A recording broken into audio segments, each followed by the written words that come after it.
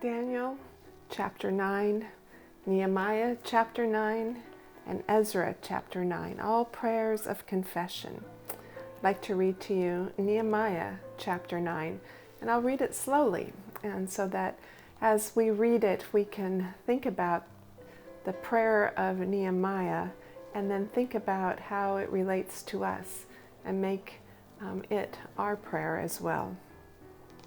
Nehemiah chapter 9.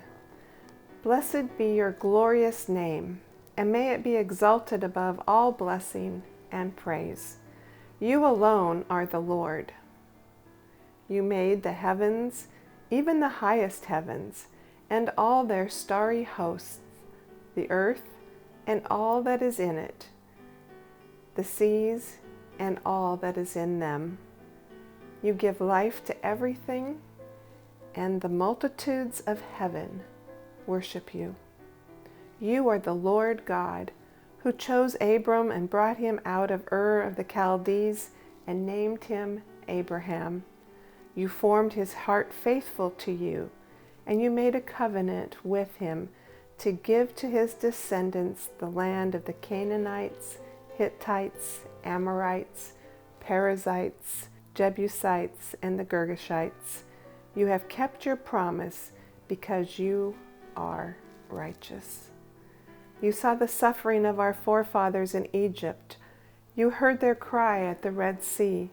You sent miraculous signs and wonders against Pharaoh, against all his officials and all the people of his land, for you knew how arrogantly the Egyptians treated them.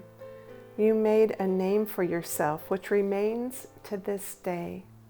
You divided the sea before them so that they passed through it on dry ground. But you hurled their pursuers into the depths, like a stone into mighty waters. By day you led them with a pillar of cloud, by night with a pillar of fire, to give them light on the way they were to take. You came down on Mount Sinai. You spoke to them from heaven.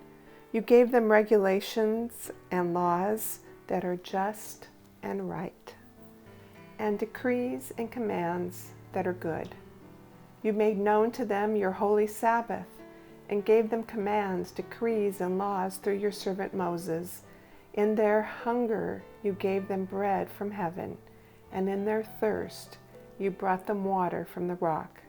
You told them to go in and take possession of the land you had sworn with uplifted hands to give them.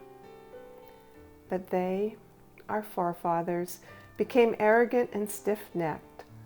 They did not obey your commands. They refused to listen and failed to remember the miracles you performed among them. They became stiff-necked and in their rebellion appointed a leader in order to return to slavery again. But you are a forgiving God, gracious and compassionate, slow to anger and abounding in love. Therefore you did not desert them, even when they cast for themselves an image of a calf and said, "This is your God who brought you up out of Egypt," or when they committed awful blasphemies. Because of your great compassion, you did not abandon them in the desert. By day the pillar of cloud did not cease to guide them on their path, nor the pillar of fire by night to shine on their way they were to take. You gave your good spirit to instruct them. You did not withhold your manna from their mouths, and you gave them water for their thirst. For 40 years you sustained them in the desert. They lacked nothing. Their clothes did not wear out, nor did their feet become swollen. You gave them kingdoms and nations, allotting to them even the remotest frontiers. They took over the country of Sihon, king of Heshbon, and the county of Og, king of Bashan. You made their sons as numerous as the stars in the sky, and you brought them into the land that you told their forefathers to enter and possess. Their sons went in and took possession of the land. You subdued before them the Canaanites who lived in the land. You handed the Canaanites over to them along with their kings and the peoples of the land to deal with them as they pleased. They captured fortified cities and fertile land. They took possession of houses filled with all kinds of good things, wells already dug, vineyards, olive groves, and fruit trees in abundance. They ate to the full and were well nourished. They reveled in your great goodness. But they were disobedient and rebelled against you. They put your law behind their backs. They killed your prophets, who had admonished them in order to turn them back to you. They committed awful blasphemies. So you handed them over to their enemies who oppressed them. But when they were oppressed, they cried out to you. From heaven you heard them, and in your great compassion you gave them deliverers who rescued them from the hand of their enemies. But as soon as they were at rest, they again did what was evil in your sight. Then you abandoned them to the hand of their enemies, so that they ruled over them. And when they had cried out to you again, you heard from heaven, and in your compassion you delivered them time after time. You warned them to return to your law, but they became arrogant and disobeyed your commands. They sinned against your ordinances, by which a man will live if he obeys them.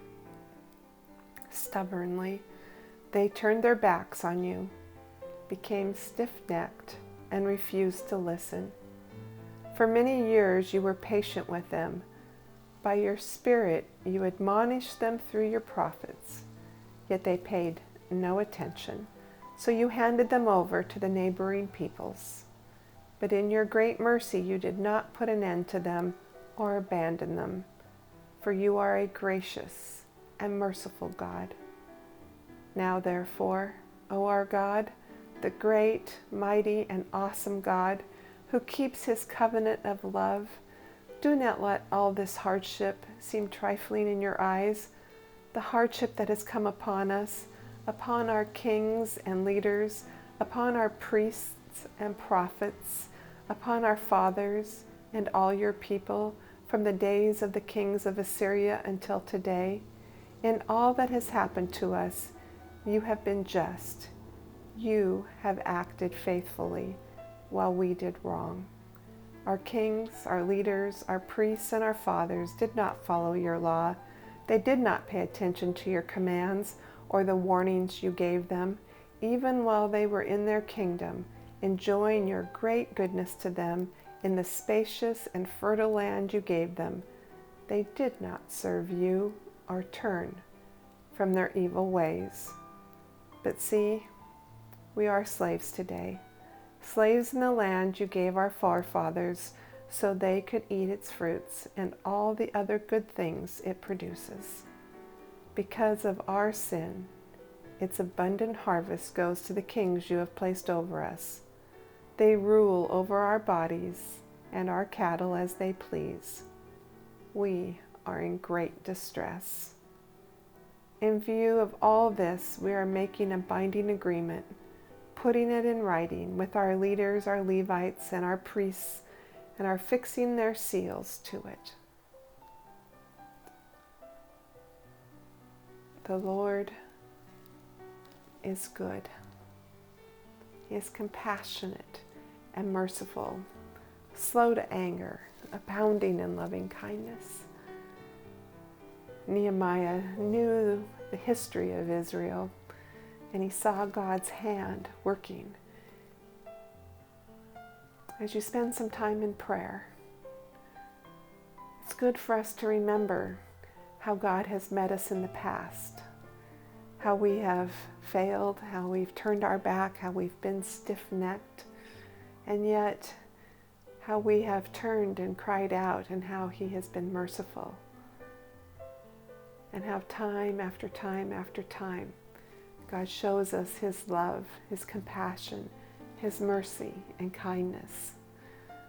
So as you write your prayer, spend some time thinking back on how God has met you in the past, and then offer him your prayer of confession, taking responsibility for the things that you have done or your fellow citizens have done, others in your church have done. Nehemiah took responsibility for everything. We have sinned. Daniel did the same thing. Godly old man, we have sinned. We have sinned. Spend some time now writing your prayer of confession.